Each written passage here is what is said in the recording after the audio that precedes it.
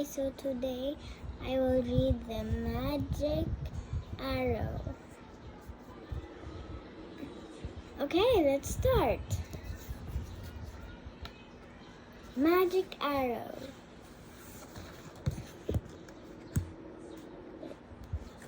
Once upon a time, in an island kingdom, he had a mighty king who often said, "No." Noong unang panahon, sa isang kaharian sa isla, may makapangyarihan hari ng ayoko ang sagot sa lahat. Ayoko sa mga librong may makulay at larawan.